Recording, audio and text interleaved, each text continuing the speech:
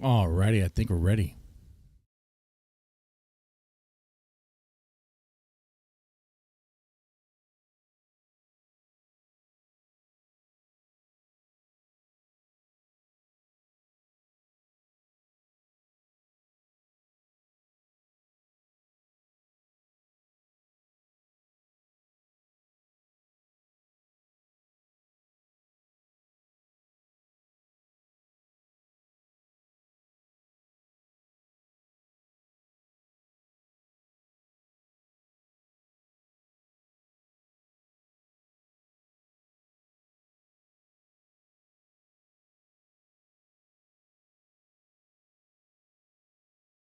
Alrighty.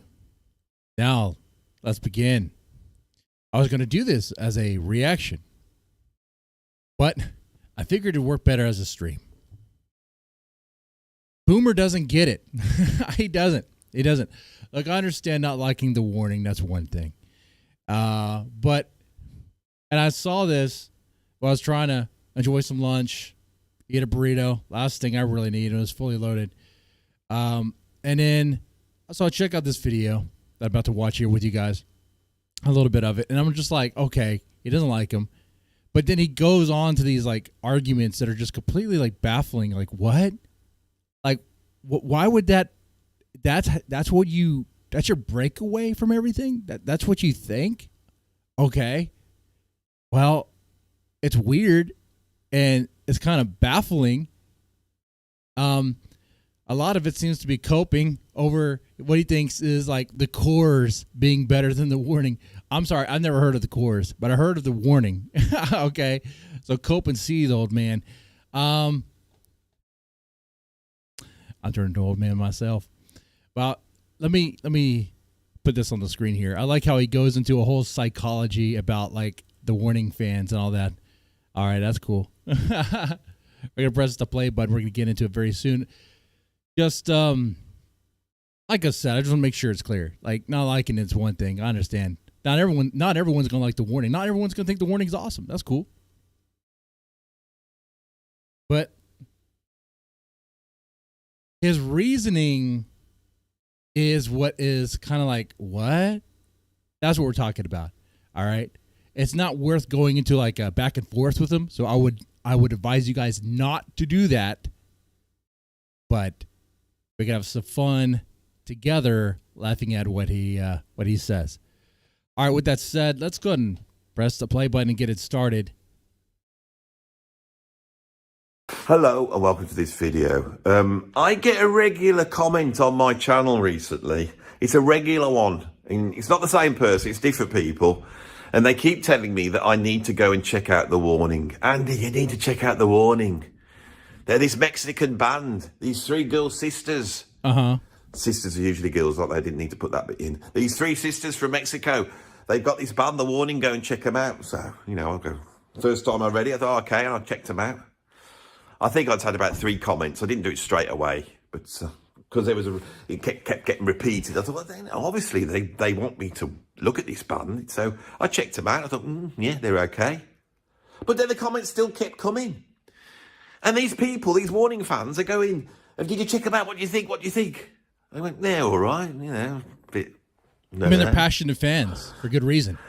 What album did you listen to? Oh, I listened to so-and-so. Oh, no, you should listen to that album. You've got to listen to this album. Go and check out this album. I'm thinking, well, if you're having to pick and choose albums, that's not very good. If a band's good, you should be able to go and pick any album, really, and get some Okay, let's stop right there.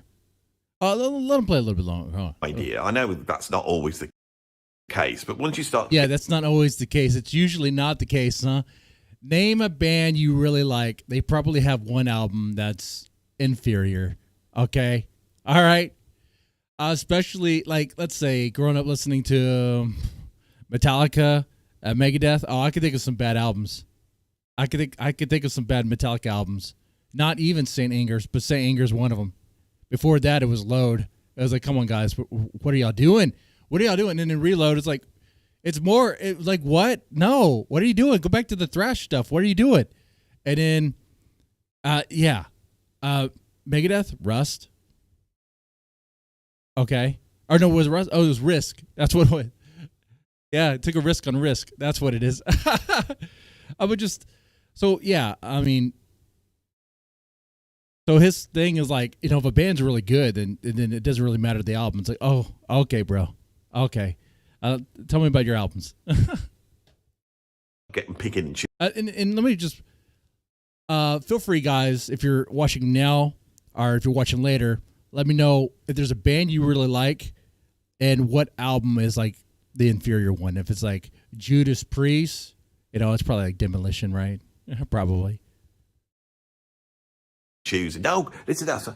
So this really odd, this really odd phenomenon that emerged on my channel. And it's kept going on. And one guy, we've had quite a long conversation about The Warning. And it gave me so much sort of material for a video, really about the psychology of certain viewers of this channel or music fans of a certain age. So I've decided to make a video about The Warning, and that's what this is going to be about. Okay. Yeah.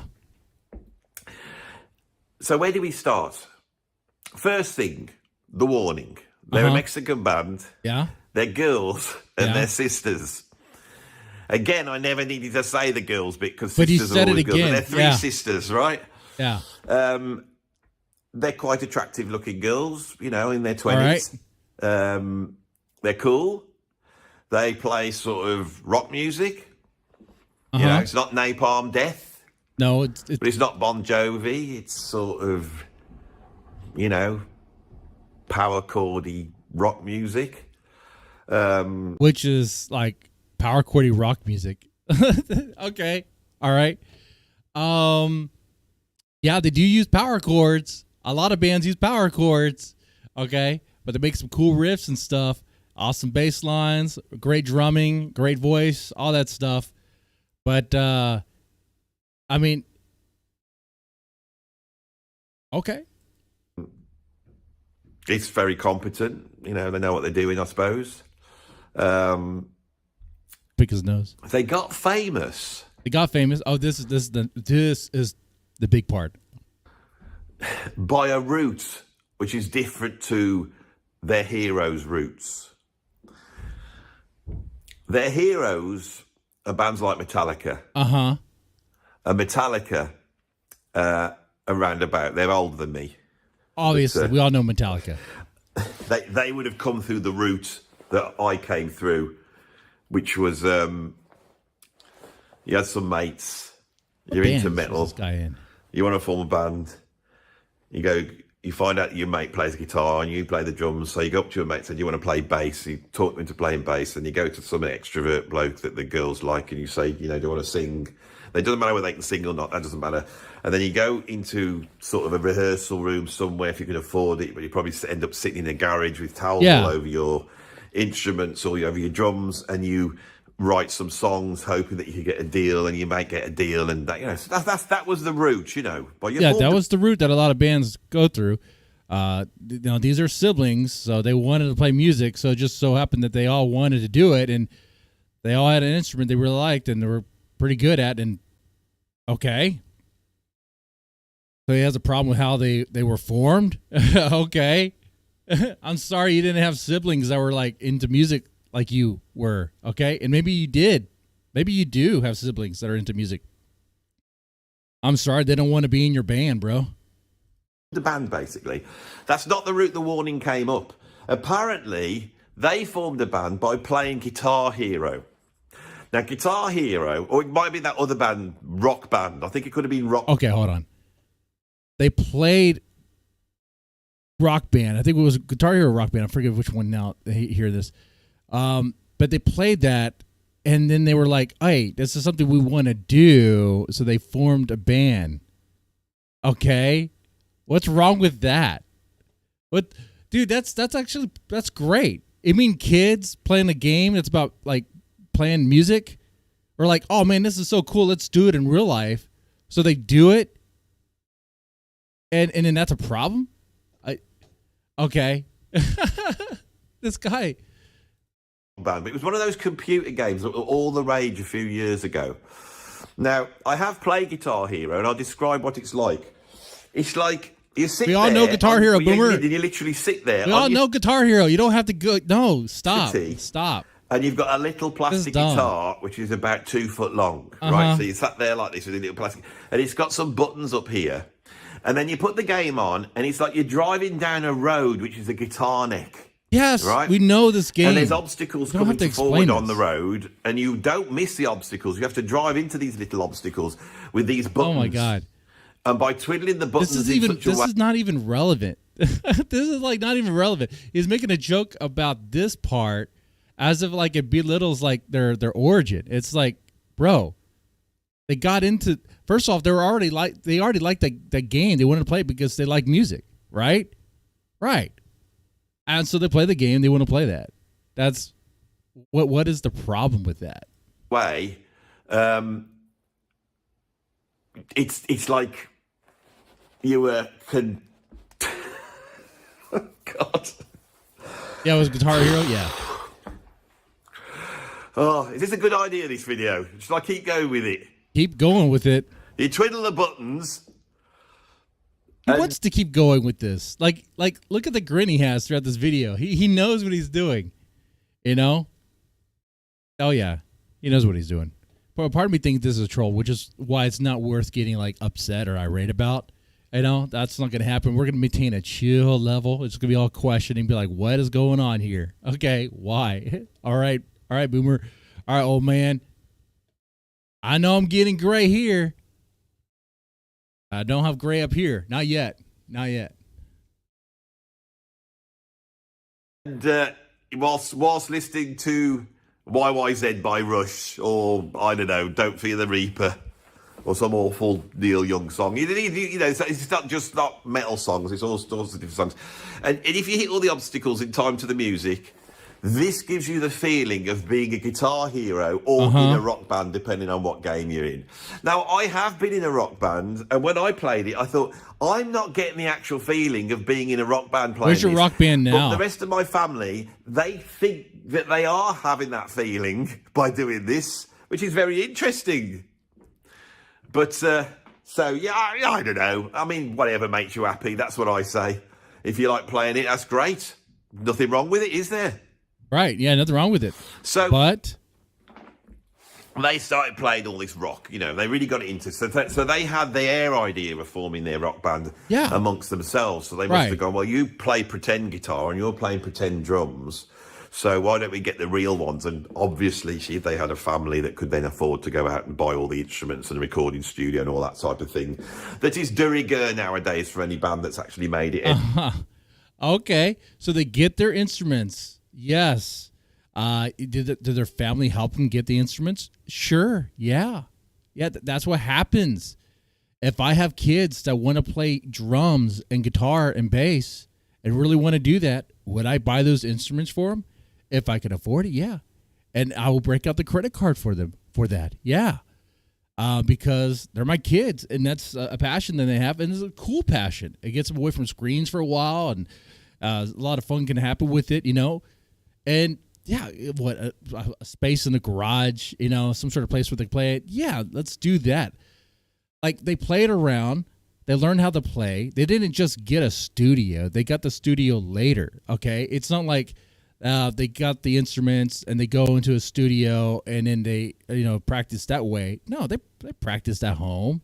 They learned their instruments, and they were driven towards this idea because they really liked Guitar Hero. Okay, and, you know, they didn't have to go out and recruit other members because they're all into it. So they started like a family cover band in a way, all right? Anywhere. So they start playing their songs. Now, of course, the next thing is they don't write their own songs. No. What they do is they start doing cover versions and sticking it up on the internet. This is the new way, you see. That's not... Okay, that's not even a new way.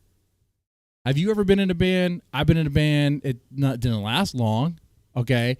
But you know people who've been in bands. Hell, you know bands. The bands you've listened to. They've had cover songs, right? When they started, what were they doing? A lot of them were doing covers. You name a popular band, a legendary band. Okay, let's say Metallica. Did Metallica not do covers? They did covers. They did covers. A lot of bands start out that way. Another band I really enjoy, Nemophila, they had, on their YouTube channel, they did mostly covers. And why do bands do that? Why do bands, when they first start off, they do a lot of covers? Well, people want to hear what they know. That is true. They want to hear what they know. And if you're brand new, they don't know anything about you. They don't know your songs. So you have to get them interested in you, but they want to know what you can do. And if you show them that you can, hey, you know that song you like? We can play it this way. And maybe they add something a little bit extra to it. Maybe they're aiming to go for like a perfect a cover, whatever. But after that, you could play your original stuff, kind of slide that in there. A lot of bands do this. This isn't a new way. This is like how bands, dude, man, I remember my friends and their bands, they would have their original tracks and they would have their cover. Okay. It's like understandable. It's kind of what you do. So like this guy, why is it baffling to him? Like, why is it like, oh, do they write their own stuff in the beginning? No, they play covers in the beginning. They upload on YouTube, and that's how they started. As if like, yeah, that's what you could do now. You don't have to go to venue to venue to venue, right? Play some covers, slide in original, play some covers. No, you can. You have the ability to upload it now. Okay, you have the ability to put your, your cover out there. That's not a problem. That is the warning, using what was available for them. A lot of bands do this now because why wouldn't they? They'd be shooting themselves in the foot to not do that. Can you imagine a band trying to get discovered and not using YouTube? That doesn't make any sense. Like, why would you not do that? So, all right, okay. That's a little weird. And they do a Metallica song. Yeah. And it's probably one off the Black Album. It won't be Leper Messiah. They probably did one of those. And they stick that on the net. And of course... Why? Okay, I know I'm pausing every 2 seconds. But the guy says stuff. And I'm like, you are supposed to be a musician. I don't know what band he's in. I don't recognize this guy. So I guess he's very popular. That's sarcasm. But like, I'm like, all right, guy. Why is that baffling that when you do a cover of a popular song? Why is that baffling to you? Like, are you really trying to tell me you're like you never heard of that? You've never seen bands do that? Come on. If you do a cover of a song, you want to do a cover of a song people know. Leper Messiah by Metallica is a cool song, but how many people know that? They don't know that song. Okay, you wouldn't play the song that people know. They know Enter Sandman, our master puppets. But honestly, Enter Sandman is obviously more popular. It just is what it is. There, you may not like that, but the point is, like, I want to go back a little bit. Like, why is he baffled by that? Like a song, and it's probably one off the Black Album. Yeah, it won't be Leper Messiah. They probably did one of those, and they stick that on the net. And of course, Metallica noticed it, but they wouldn't they? Because by this point, Metallica that had come out of the new wave of British heavy metal in the early 80s. Whoa. This is when I was like, I can't finish my burrito. I gotta do something with this statement. Did you hear that? Metallica that had come out of the new wave of British heavy metal in the early 80s. Oh, okay, guys, did you hear what he just said? Metallica come out of the British new wave heavy metal in the 80s. You guys understand what is the error of that statement, right? Metallica, an American band, came out of the new wave British heavy metal? What are you smoking, old man? I'm smoking tobacco. I don't know what you're smoking, bro. Like, their origins is America. Their origins is America thrash, okay? The whole, like, underground thrash scene that was rumbling around the time the new wave British heavy metal was, like, I guess in their peak. Probably, right? Because you had that, because the thrash scene was coming on, and they weren't the new wave British heavy metal. In fact, they hated that stuff. If you watch documentaries about like the early days of thrash, it was ruthless. You were either thrash or a poser. This guy's a poser. Well, he would have been. He would have been. I'm not saying he's a poser. Sorry, that was he in the moment. That was he in the moment. I was thinking about Metallica. I was thinking of the early days of thrash. That's what that statement was. He's probably a swell guy. But they would say he's a poser, and they would beat him up. It was a ruthless scene, and I'm not talking like as if I've lived that scene. I have not lived that scene, but I watch documentaries about that scene. I was aware of that scene. I was way too young to join that scene, but anyway, I'm gonna press the play button and continue here. I'm sure there's some other great things here. It was about the point where I stopped watching it for myself. I was like, ooh, we got to make this stream. You know, Metallica, that had come out of the new wave of British heavy metal in the early 80s, you know, and now they're now millionaire granddads, aren't they? Millionaire granddads. And they see some young girls, attractive girls, playing their song, and of course they're going to share it. Obviously, attractive girls playing their song? Dude, what are you talking about? They were children playing that song. Why? Like, I would ask what he's trying to say with that statement, but like, I don't think he really noticed or paid much attention. They were like children when they did that cover. Clearly kids. If I'd have got my mates together, right, we could do a pretty good version of a Metallica song. You know, that would be quite fun. If we all came down here, all my middle-aged mates, and we played a good version of it and videoed it, stuck it on the internet. It's not going to do any good, is it? Metallica aren't going to share that. They're not going to go, look at these old blokes here doing a song by us old blokes. No. Is he jealous?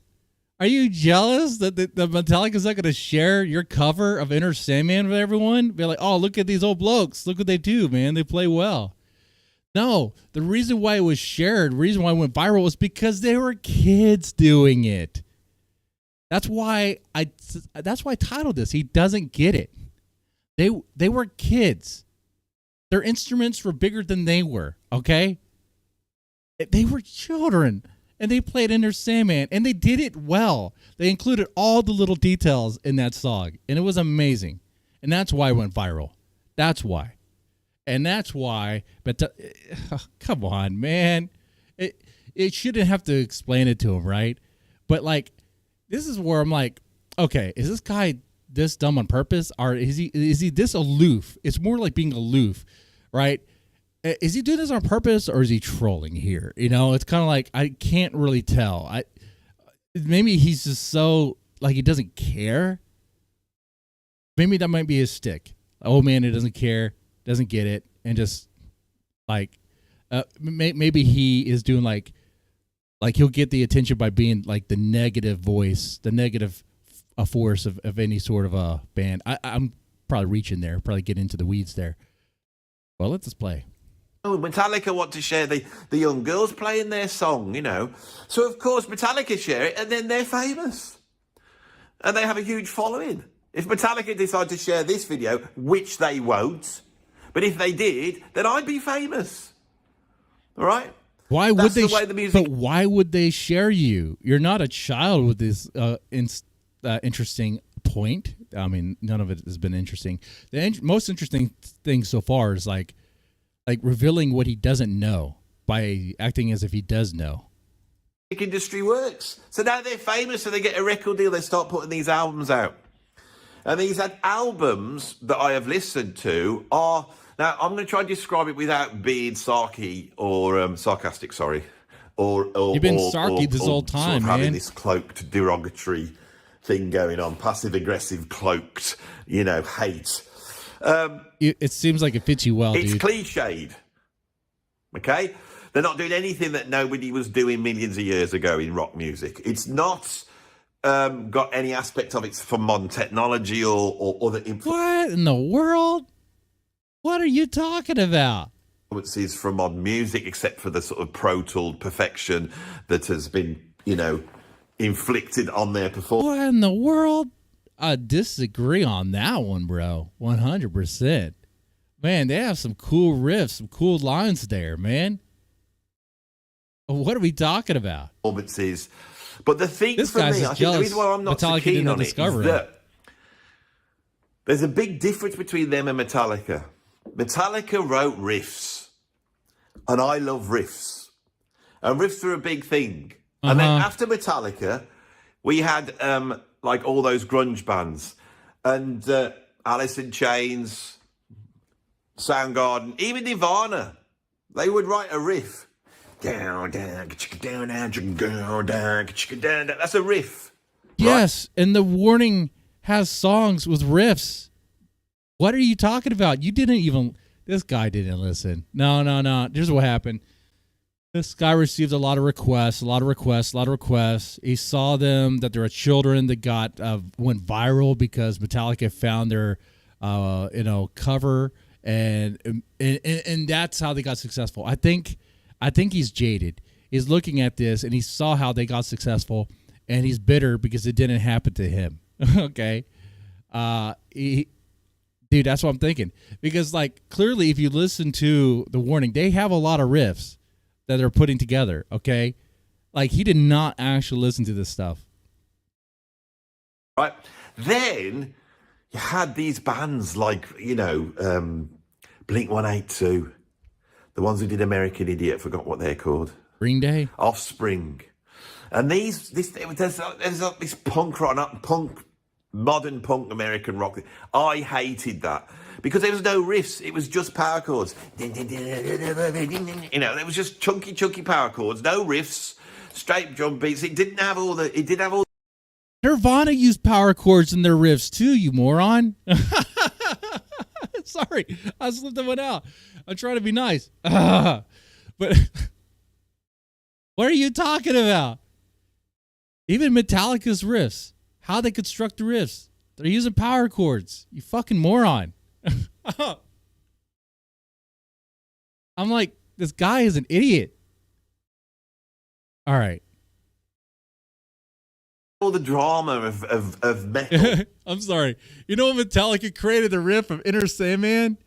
You know when Metallica created the riff of Master of Puppets?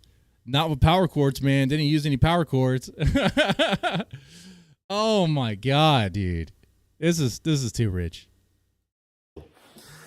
And then that, if you take it, but at least they were punky. At least there was some fun and aggression to them. But if you take that and bland that approach out, that's what you've got with The Warning. But that's no problem. People like them. But that's how they seem to me. There's no riffs. Well, there's no no riffs at all. Okay. No bass grooves, no licks, no cool hooks.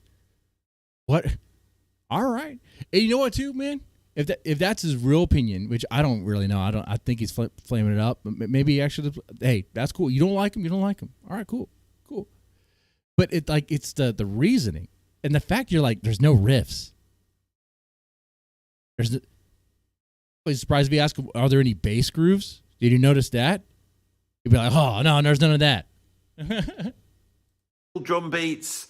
There's nothing in there that's gonna, it's no very, drum beats. Very generic.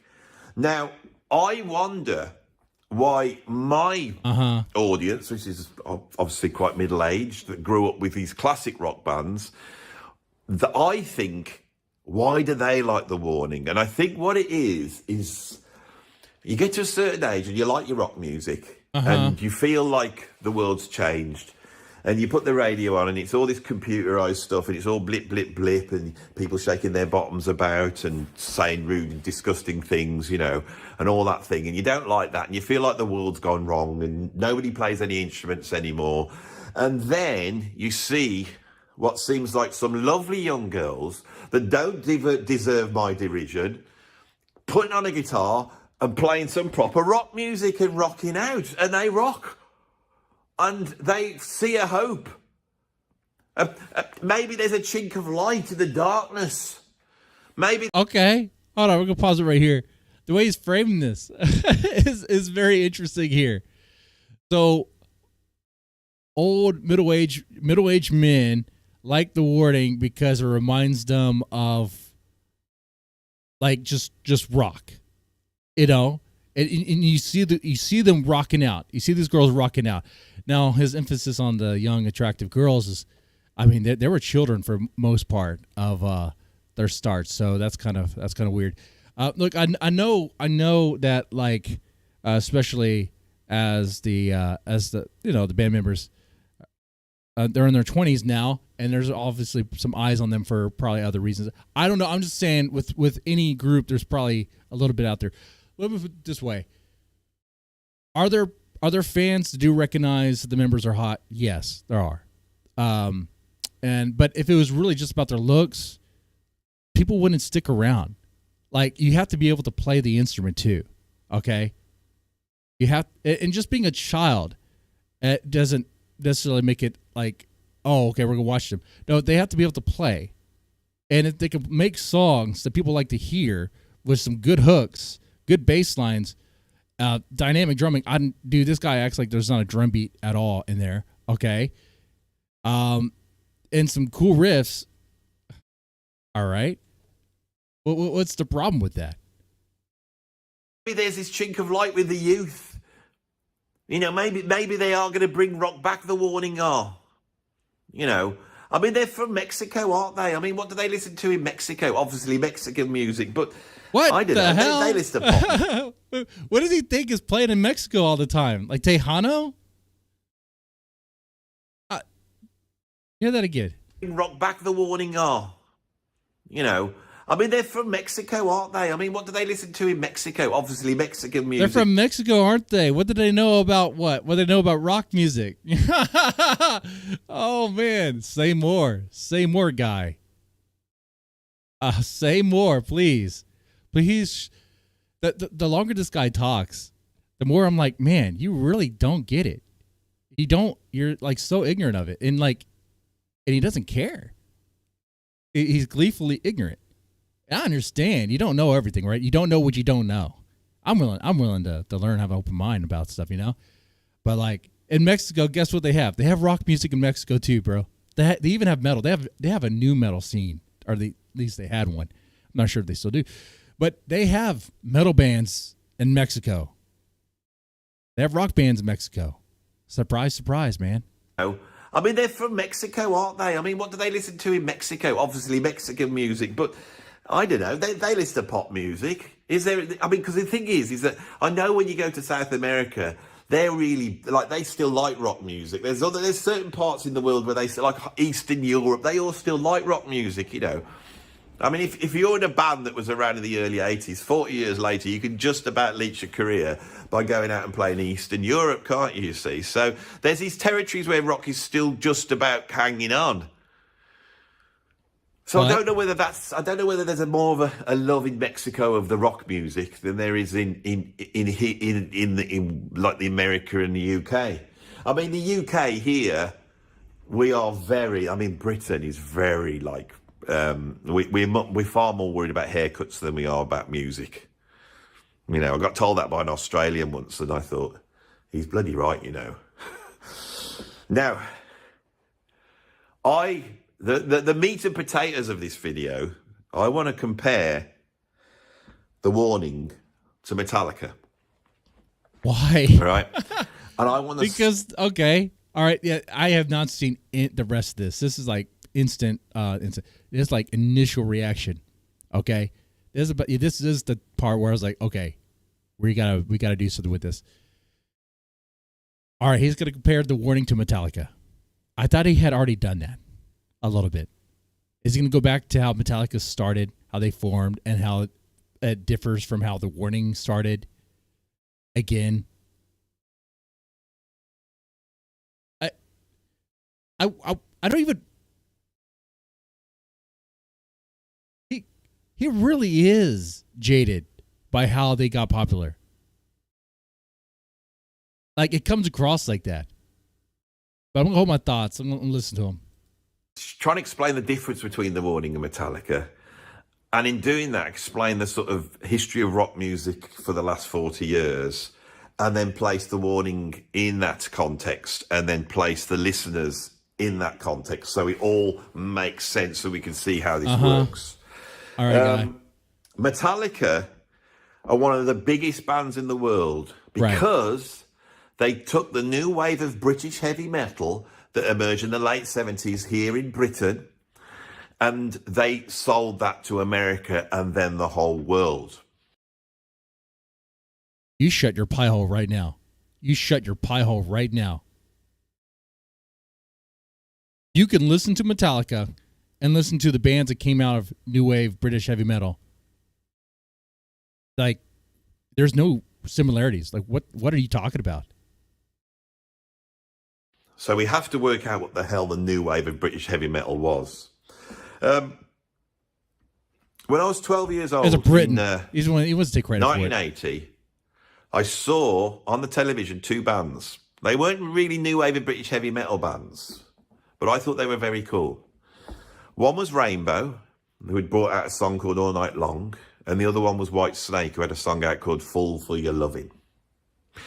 And when these guys turned up on the television, for some reason, and I really want this to be what this video is about, I think. This is the esoteric, and I don't normally tell you what I want it to be about underneath. But as this one's not going that well, really.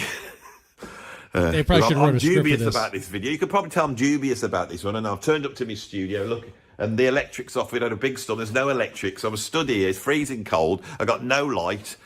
Telling you a lot about. Why are you telling all this? So, at 12 years old, I heard those two bands. Now, there was something about the guitar riffage that I liked. That riff on All Night Long. Now, there's this idea of heaviness. Heaviness is a thing. It's not like funkiness. It's not like music that makes you happy. Break it down, old man. It's not like music that makes you sad. Heaviness is it's rebellious. It's rebellion in sound, isn't it? And you know that when you hear a heavy rock guitar playing and playing a riff, there's something menacing about it, which is like it's like sticking your finger up to the world. Okay? So, in the mid-70s, when punk had come out here in the UK, and obviously in America you had bands like the Ramones, obviously not as good, doing their thing over there, they had distorted guitar, didn't they? Does he remember what he's talking about? Rebellion. I don't think he remembers what he was talking about. What happened here in the UK after punk was the heavy bands, right? Led Zeppelin, Black Sabbath and all that lot. They got a little bit shown up by the punk bands. You know, it's like they're trying to be rebellious, but suddenly they didn't look rebellious because they were all flouncing around with their long hair and they flounced around in their like white flowy clothes and being all hippified and doing all that Led Zeppelin. Okay, stop. I'm listening to this guy, and I swear I'm just smoking tobacco right now. Are you guys following him? He said he was going to compare The Warning to Metallica, and now we went to talk about White Snake, something else, and now we're talking about Led Zeppelin and punk. All right. Let's see if I could get the esoteric meaning of this video, okay? The underlying meaning. All right, guy. Thing. And suddenly... He's an artist. They didn't seem that dangerous anymore. They just looked like a bunch of old hippies. The punks didn't look like that. They got like studs on them and chains and all this type of thing. And so a lot of the metal bands that still wanted to play heavy rock, heavy metal, influenced by Led Zeppelin and... Black Sabbath, they think, yeah, well, let's do that, and let's add a little bit of the this punky attitude in it. And there's a number of bands, you know. I would say very important band in doing this would be Judas Priest. Judas Priest were like started off looking all flowy, white roby, you know, hippies, and in a sort of Led Zepp style. And then they, you know, especially Rob Halford, because the thing with Rob Halford, he was gay. We didn't know this. How we didn't know this at the time, you know, when he got a album. Is that the origins of Judas Priest? Oh, guys, let me know. I didn't follow him as much, but I'm like, I don't think that's the origins of Judas Priest. Like, they're part of the new age British heavy metal. Like, what are we? But once again, dude, what are we? It needs to stay on point. I'm trying to follow him, but like, I'm like, bro, like, I'm following you, but you're getting distracted by the next band you mention, and you say something about them. What does that have to do with the warning? What does that have to do with Metallica? Or you can say, you can say Judas Priest, and then be like Metallica was influenced by Judas Priest, and then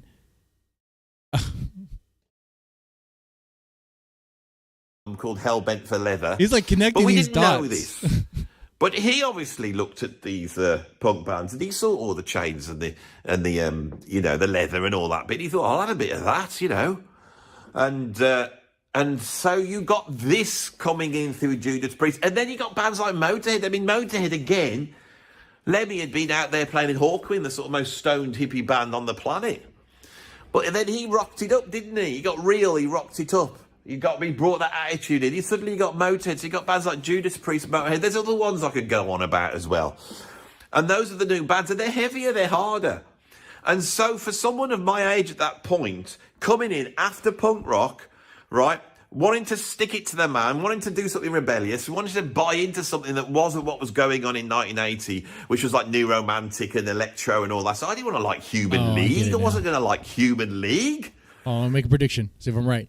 He's going to make the argument that liking The Warning is just like an act of rebellion. I think that's what he's getting at here. Okay, well, we'll see. There's a chance that he does not have a coherent point, but if he does, it might be that. We'll see what happens. Right. Plus, I got an instrument. I got an interest in playing instruments. My dad was a drummer, and I'd listen to all this jazz. But I didn't want to really play jazz. I wanted to play my own music, but I wanted to play the drums. And my mate who was playing the guitar, he wanted to play the guitar. And we hear Rainbow. We were like, really cool that. But the thing we liked about it was that heaviness. It was the heaviness. So you start looking for heavier bands. And of course, those bands that were emerging at that time had the same mindset. They wanted to get heavier. Next thing you know, you got Iron Maiden coming out with like their debut album, and then you've got Killers coming out, and you've got bands like Angel Witch, right? And you've got bands like Diamond Head. Now, Diamond Head were literally just up the road from here. I gesture that way. That is not the way to Stourbridge, where they were from. It's actually like he needs to stay on point, man. Sort of over there, But they were up the road playing this stuff, and they were bringing in a whole bunch of things because they had a punky attitude. It was fast and aggressive. They had cool riffs, but also they got this prog thing going on. They didn't care. This is the thing about new wave of British heavy metal. No one was trying to be cool. The punks were trying to be cool. New wave of British heavy metal, they weren't trying to be cool. And so I would walk to school with my sort of proto long hair flapping around my neck. I got my leather jacket on with my denim jacket over the top. I'd got my arms cut off, and I got the patches of all my favourite bands on the back, and I got my badges down the front, and they were all there. Judas Priest, White Snake, Motorhead, and you walk into school with all your mates, and they've got all these haircuts like this because they're all into Visage or whatever, and you're sat there, and you don't fit in. You know that if somebody come up to you and said, "Why do you like that music?" Sorry, I didn't mean to say that. If somebody came up and said, "What music are you into?" and you said, "Well, I'm into Angel Witch." They weren't going to never heard of them. Who else are you into? Iron Maiden, never heard of them. This music was underground. It was anybody who was a wild-eyed loner, anybody that did not fit in, and I'm talking about not even trendy. The whole thing about the new wave of British heavy metal, it was not trendy. If you were into it, you were like this otherness. You weren't even cool. This was the joy of it. It was the joy of forming a band, coming up with a name that was as satanic as it possibly could be, that was both aggressive but also had the air of the gothic about it. Are you sad that the Warning doesn't have that? So you sit there thinking, what shall we have? Leper, a vicar with how about vicar with leper? Shall we call that leper vicar? Leper. We're like halfway through this. Dude, I have no idea. I don't think he's actually going to bring the point home. I think he got distracted. I think he was trying to do the weaving thing that Trump said he likes to do. What was that on Joe Rogan? He likes to weave. Dude, this guy lost it. His thoughts are on the floor, man. Scrape it up. Oh, scrape it up, man. You got to find him. I don't know, man. This is real. I'm going to listen to more, old man. Vicar, should we? Is that going to work as a band name? I don't know about it. We need something to make the church though. Well, what do you have in churches? Well, you've got like pews, haven't you? Pew.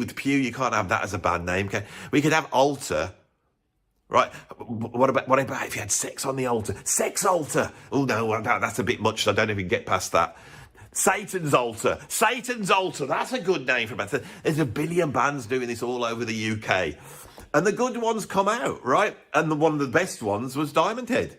Diamond Head were writing these epic songs, these great big riffs. They've got everything going on there, a bit of prog, a bit of punk, everything. It sounded like a punk version of Gustav Holst. It's about the most English thing you could possibly have. Now, what Metallica do is they want to be heavier. They want to push it further out. Lars Ulrich, who's quite a cosmopolitan young man, he's been around the world because his dad was a tennis player or something, I don't know, but he's not American, is he? He's been all over the place. And he spots in the UK this new wave of British heavy metal things going on. So he then toddles over to Stourbridge, just up the road, literally up the road from here, and he goes to see Diamond Head, hooks up with them, sleeps on Brian Tatler, their guitarist's floor, picks their brains, and he learns the way of British heavy metal, a new wave of British heavy metal. He learns the esoteric arts of that form of music and takes them back to America.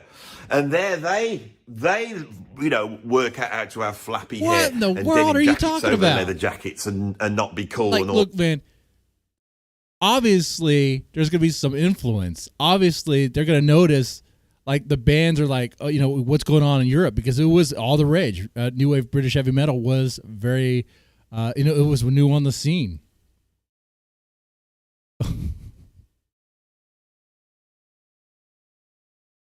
Oh man, this guy. So what does this have to do with the warning? What does it have to do with the warning and Metallica sharing their video and making them viral? What does it have to do with that? Once again, I'm sorry that Metallica didn't share your cover of Enter Sandman. Maybe it would have been more impressive if you were a child playing that song. All that type of stuff.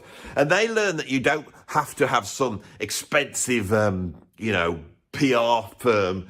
You don't have to have that. All you got to do is have your exercise book, pick your exercise book up like this, and then you just make a logo and just make it as spiky as a bit of chrome effect in biro and do that. And maybe you could draw, I don't know, it'll be a wolf that looks like Satan and he's carrying a woman that he's about to eat, and then we'll have that in a graveyard. There's the album cover done, brilliant.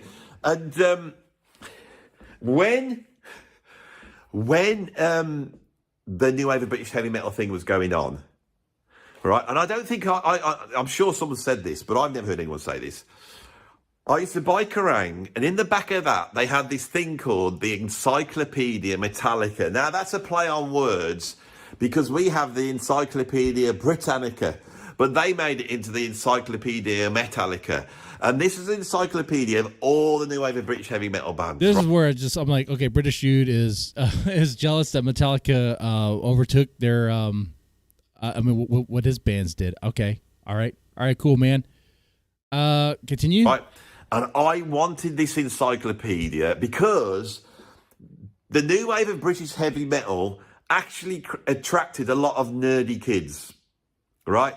And I was a nerdy kid. And the idea of me having some sort of gothic library that would, you would... I'm sorry, I thought this was going to be a lot more banter. And I could be smoking a pipe. I thought it was going to be a lot of smoke. Into my library and go, the dark art of the new wave of British heavy metal. I do believe I have an encyclopedia here. Do you, Quinton? Yes, I do. It's over here. Let's over here. It's called the Encyclopedia Metallica. And you pull out the encyclopedia, blow it off, and it's leather bound. That's what I imagined. This would have just been like a paperback thing. But I imagine it would have been there, because I never got a copy of it. I never sent off for it. And then you'd be able to go down and say, oh, look at this. Raven. Tigers of Pantang. What's this Tigers of Pantang of which you speak? The Baron Rojo, Handsome Beasts. Demon. What's Demon? Oh. And you could have studied new wave of British heavy metal lore. This is, for me, my generation, this is what rock music is. It was a club that you're in. And Metallica, they came in and they stood their ground. And anybody in the early 80s looking at a Metallica album, looking at the cover, looking at the titles, or listening to it, any normal person would have felt that this was the most uncoolest thing they've ever heard in their life. But they did not care because they were representing something. They represented something that meant something, right? Every single musician of my age that I have interviewed on this, not every single one, but most of them, right? Whether they're jazz fusion musicians, prog musicians, experimental musicians, they all started in the new wave of British heavy metal. That's where it starts. Okay, are we going to get to the point or what? Are you seriously, guy?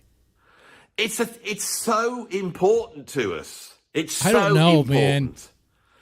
You He's know, pacing back and forth. You look that might be at my interview with Phil Alston, sorting his thoughts. I don't know. Who's got a YouTube where he talks about, you know, different albums, rock, classic rock, prog, and all that. You watch that interview at the beginning. I say, you know, what do you do? And he says, I used to play guitar in a band. And I said, what band? And he went, Handsome Beasts. Look at my reaction when I found out he played in Handsome Beasts. I mean, that album cover, that lead singer naked in a pigsty with a big fat pig with the title Bestiality. I mean, they don't do that anymore. And the thing is, the Warning aren't going to do that, are they? Metallica stood their ground. They stood their ground. Right? And when Master of Puppets came out, they came to Birmingham up the road from me, and they played in quite a small venue. And you're kind of jumping around. You kind of missing. Okay, so a little bit about what you say. Yeah, there is influence of new wave British heavy metal with Metallica, obviously, but they did their own thing. It was called thrash. It was a whole underground movement that rivaled it, British wave heavy metal. It was America's counterpart to it. So to include that in new wave British heavy metal at that point would be kind of silly, and I don't think anyone would really honestly do that because, I mean, first off, they're not British. They're in Los Angeles, California, man. Okay, that's pretty far from Britain. And musically, they didn't even sound similar. Like it just, like the thrash music that Metallica created, and they were the pioneer in that scene. That they still get that credit because I mean that they were. The music that they created then was I mean, that was incredible stuff. But it was like very underground, and it was in an environment that was like you either like thrash or nothing else. All right. So yeah, I mean he's kind of making it seem like they are British new wave heavy metal, which is kind of not even like why would you make that argument?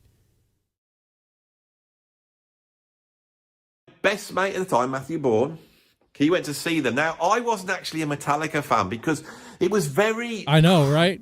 Little Mark even knows. Everyone knows. It was very tribal, right? And I decided that I liked Anthrax. I didn't like Metallica so much. I liked Anthrax of the American thrash metal bands. Because that's what we saw them like. We didn't understand the connection to the new wave of British heavy metal. We didn't see any of that. They were just these American bands come over. Yeah, and they were even faster. You know why you didn't see the connection? Because there wasn't a connection. There wasn't. I know Lars says he was influenced by Iron Maiden and all that stuff, but Lars can't even drum that. I mean, maybe he can. Oh, I'm just messing. I'm messing. Anytime we get the dunk on Lars. All right. But, okay. Like louder and heavier. And when the first Metallica album, when that came out in around about 1983, I think, and I heard it on Tommy Vance's Friday Rock Show, my jaw hit the floor of how heavy it was, right? But by this stage, I was being a snotty little Herbert. And so my mate, Matt, said, you want to go and see Metallica? And I went, nah, it's not really my thing, you know. And so I didn't go. So he went, and he when he got there, they all go for a drink in the pub opposite the venue. And who sat in there but Metallica with Cliff Burton? Cliff Burton got killed literally about 2 months after this show. And they sat there and they rang me up. Andy, I'm hanging out with Metallica. Are you? Where? In the so-and-so pub in Birmingham. Why don't you come over? Nah, I'm not really into Metallica. It was one of the biggest regrets in my life, was not going over to see them. Back then, Metallica were the real deal. right? They didn't make pop videos. They didn't do any of that PR stuff. They didn't put on makeup. They just got out and rocked. And we waited and waited. They eventually bought a VHS cassette tape out of them playing live, which was the most punk thing you've ever seen. It was basically a whole bunch of really bad, video camera footage from up in the, in the audience of them playing live. It was brilliant. Right? Cliff Burton died. That was a shock. They reconvene. They get that other bloke in, Jason Newsted. Hey, remember, you're supposed to Master of supposed to talk about the warning and Justice for All. Waiting for that to come out. That was the peak Metallica. That was peak Metallica. And I think I might have seen them on that. And Justice for All was, it was probably their peak album. I agree with them on that. It just, they lacked the bass. Anyway, we have like less than 10 minutes. Will he bring the point home? Tour. Can't remember. I have vague memory of going to see that tour. You can't remember. I'm not surprised by that. My mate might have gone to it, and he told me about it in such vivid detail that it's imprinted on my mind. Anyway, and it was a great album. And we wait for the first single. One came out, and they'd done a pop video, but they honoured it. A pop video? You mean like a music video? Metallica. I gotta go back. Yeah, they did a music video. Is that a problem? Is it a problem for a thrash metal band to make a music video and put that on MTV? And we wait for the first single. One came out, and they'd done a pop video, but they honoured it. And then suddenly, Metallica they threw away all their values, didn't they? Not just the fact that they started to make sort of MTV type of music, middle of the road rock. They turned away from all the thrash. And they started to sing, and there's no leper. I think I was wrong about the point he's trying to make. Messiahs anymore. They're singing about small if he does bring going it home, to bed when you're a kid and being scared of the bogeyman. And I think that's Enter Sandman. I think that's the one that these girls, The Warning, might have done. Okay?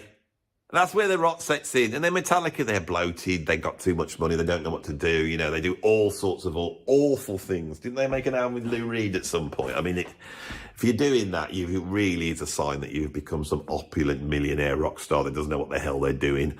They have all their, drinking problems. You they go say and spend that. A whole bunch of look, it's easy to dunk on Metallica. It really is, especially in their later stage. But, you could say all you want about how bad their music is. But the funny thing is about that is they're still making all sorts of money off it. Their albums are still ranking high in the chart. It's probably just name alone, okay? A lot of it is. But, hey, bro. It's kind of like, where's your band at? Money in rehab. They get out of that. And eventually, 40 years later, they realise that they're a legacy act. They're the granddads of rock. And the best thing they can do is just do the best approximation that they can of Master of Puppets, which is what they've done, and now all the fans will like it, and they can go out and squeeze all that money out. But they're quite aware of who they are. They are the granddads of heavy metal. And their later albums, they have been trying to return to the thrash sound. So that is, I have noticed that. You might think it's tired and old. It doesn't have the same magic as it. They're never going to get that energy that they had right in the beginning, because the scene was different then. Like, the whole music scene was different. I mean, they emerged and they were new. Like, you have not heard that before. Right? And so when these girls come out, like I say, they need to champion that.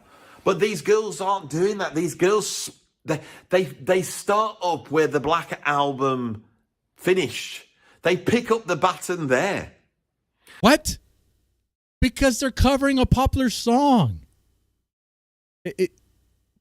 Wait, just hear that again.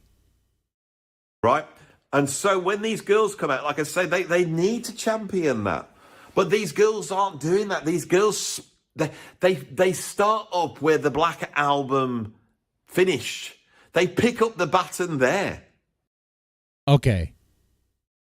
I think his point there,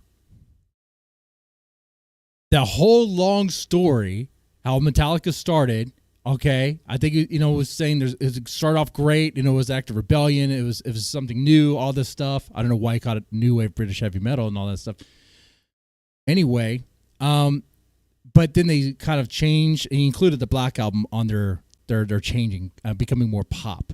And I've heard that argument. Some people do say that the Black Album is where Metallica actually sold out. Okay, well, I mean that album did sell out. It sold millions. All right. It did launch Metallica to a whole new level, to the stratosphere, right? So he has a problem that the warning started with a song off that album and not off of like, Master of Puppets or Ride the Lightning or something like that. Well, okay. You're a cover band, your sisters, you're all playing together, you want to play some cool songs. Maybe songs you heard off of a Rock Band or the Guitar Hero. It might be, Enter Sandman might be one of them. Okay? But what's wrong with that? Dude, they're playing a cover of a popular song because people know that song. You don't play covers of songs people don't know about. That doesn't make any sense. And they take the baton into this new world in which rock music has a completely different representation than it did than what I've just described. It's no longer the music of rebellion. It's no longer for the true outsiders. It's not uncool. It's like postmodernism has made it cool, The uncool becomes cool, You've got girls walking around with Motorhead t-shirts and Ramones t-shirts on, and they can wear Metallica. You can say you like Metallica. It's cool. Liking Metallica is cool, which has made it for real rockers like us uncool. But we're old now, you see. We're old. What we think doesn't matter, right? Our opinions about music doesn't matter, and we sit there moaning and groaning. So of course, when a band like The Warning comes out... You got a channel where you talk about music, but your opinion doesn't matter. We want to hold on to it. We want to hold on to the rock. Young girls. There was no young girls there in the early 80s, was there? And if they were a bit dodgy, weren't they? They didn't look like the girls in The Warning. When you went up to... Be careful, man. Be careful, man. What do you mean? Because they were children when they started, bro. I just don't think you paid much attention, okay? Was in Birmingham. That's not my club, by the way. It was a club in Birmingham, and he went in there. It was mainly blokes, wasn't it? There were some girls in there, weren't there? There were a few. So okay. So he has a problem with them doing a cover of. Okay, it's so dumb. It's so dumb. Okay, he seems to have a problem with how they got viral. Because they got viral from doing a cover of Enter Sandman, and they were discovered, and it seems like the reason why that discovery was so important, the reason why Metallica wanted to share it out is because they're girls. They're young girls. They're like little girls. They're like children when they did that, okay? So it was very impressive to see children play that song, okay? But he has a problem with that because that was a more popular Metallica song, and it wasn't like the lesser known, so it wasn't, it's not cool.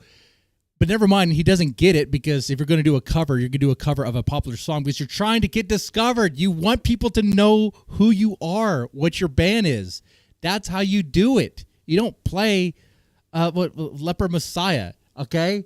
You don't play Four Horsemen off of Kill 'Em All, okay? You don't do that, okay? Maybe you play Master of Puppets. That would have been cool too, but, Enter Sandman, it works just fine. But and then he moves on from that. He goes on to say that because that was when rock was now cool. It was cool to like it. Like it's cool to like Metallica now. It's cool to like the heavy music that was uncool to like back then. So, like in a way, it's kind of saying that the warning going viral there is an environment where it was cool to like rock, but it's which makes it uncool to like it. But at the same time, it's like, but rock music is like, it's not very popular in the States compared to other genres. Like, you have your pop music, you have your rap, You have like a lot of metalcore stuff, a lot of heavy stuff sometimes, depending on what you're looking at. But for like a rock band now,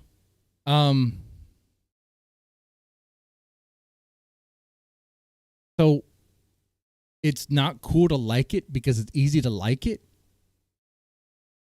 See, this is why I'm thinking this guy wants to be the counter voice so he could be that rebellious guy. He kind of showed his hands here in this video. Being all like, the cool thing about British New Wave heavy metal and that scene was that there's a big middle finger to the establishment, to everything, right?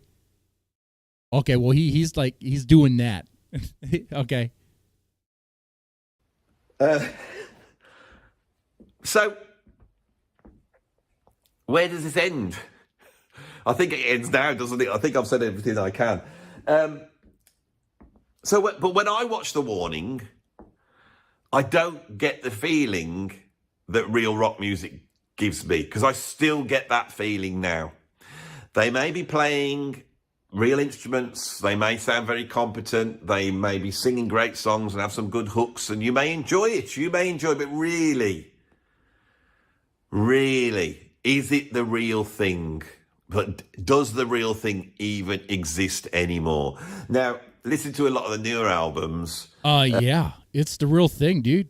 A lot of rock music for me has been knackered up by Pro Tools. Once they got that band in, I'm not saying they can't play. I'm not saying they can't rock, but when I hear it, it's been too polished by the old Pro Tools.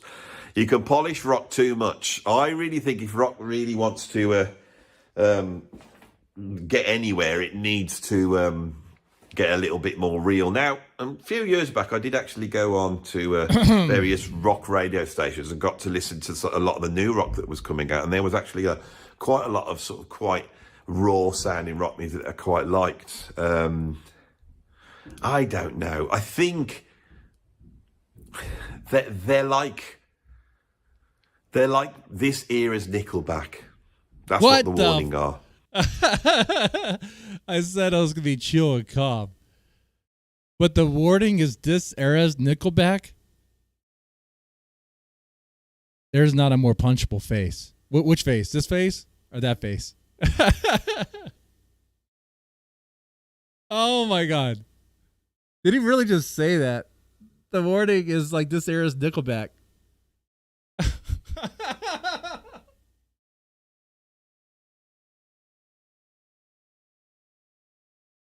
He's trolling on purpose.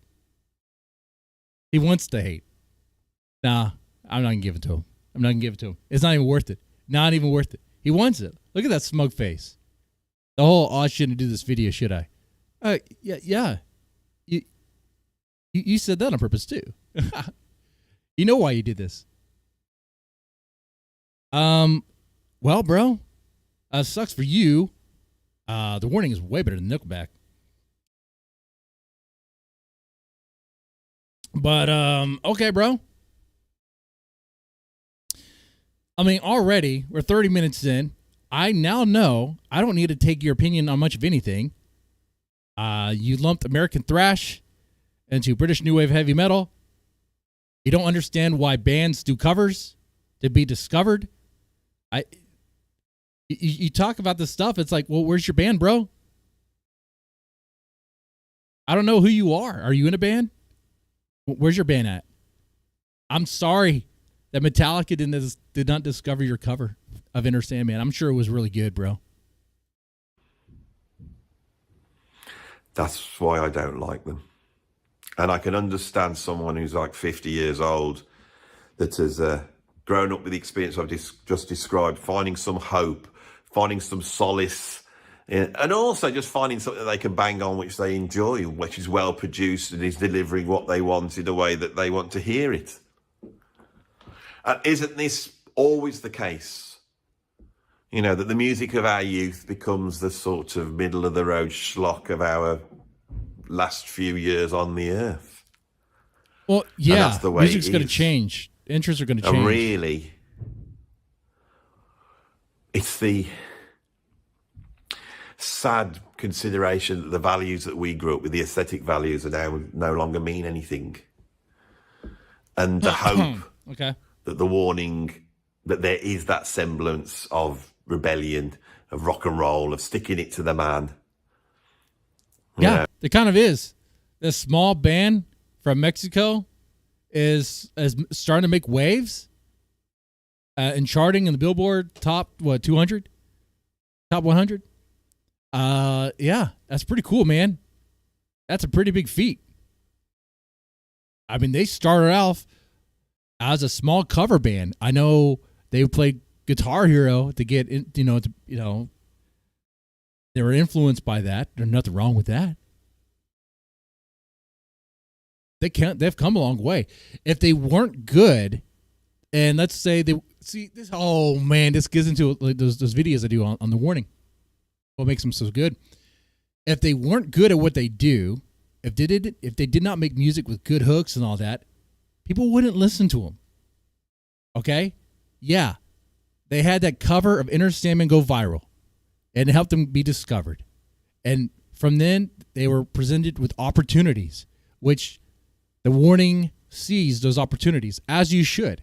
And they were able to find success through hard work because of those opportunities. All right, they didn't just take it and waste it. They took those opportunities and they created music that people like, and they rose from there. and there you go. So I think the guy has a problem with how they were just discovered. He has a problem with their music. He says it's all power chordy, like there's no hooks, or he said there weren't any riffs, which is weird. That there was like a lack of drumming, which is weird. So like the guy, he just doesn't get it. He just doesn't get it. No. Where does it leave us? I don't know. I don't know.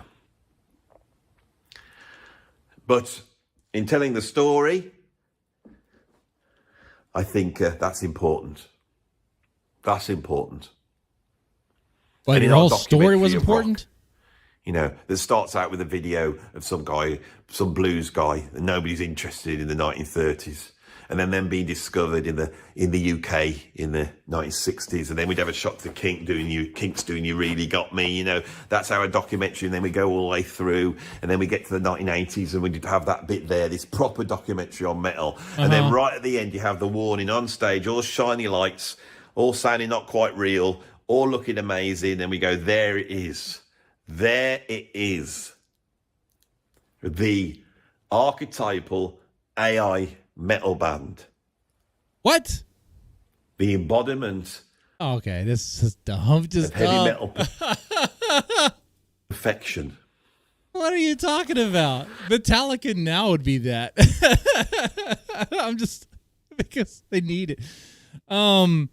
Okay, so now the warning is an AI archetype of new wave British heavy metal, and Metallica like postmodern thrash. What? All right, guys.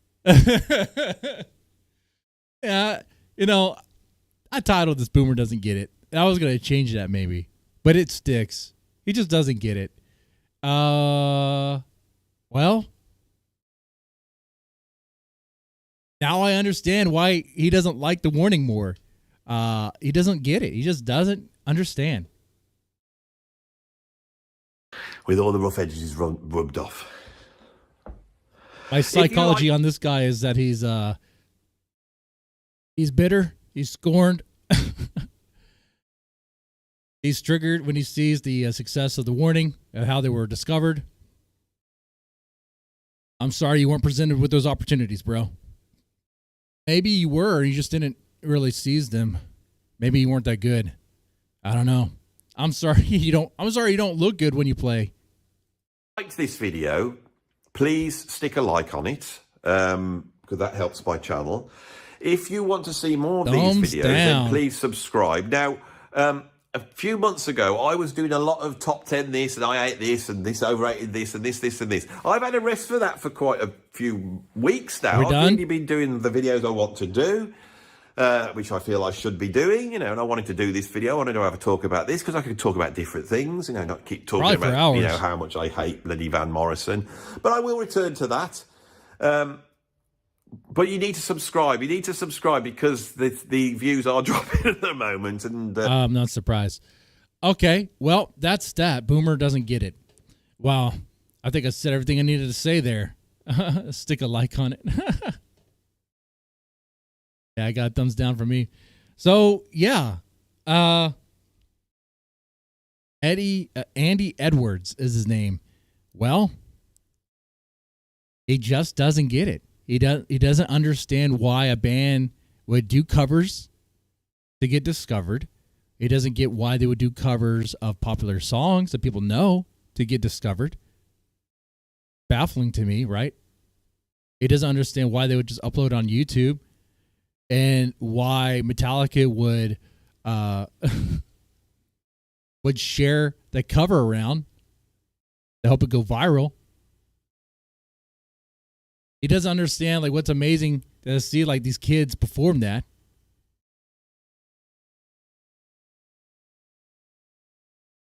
All right.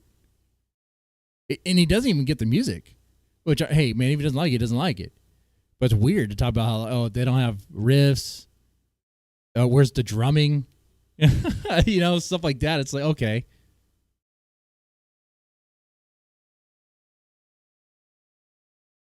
But he spent 30 minutes on this diatribe about how music back then was like a middle finger to the establishment.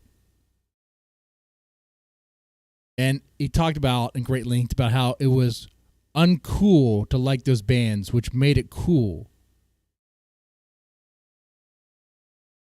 That's why I think he's going with this route of not liking it because it's uncool, which then makes it cool. You understand? With his psychology, it makes sense. I think he just doesn't like it to just not like it. Part of me thinks it's kind of played up in that way.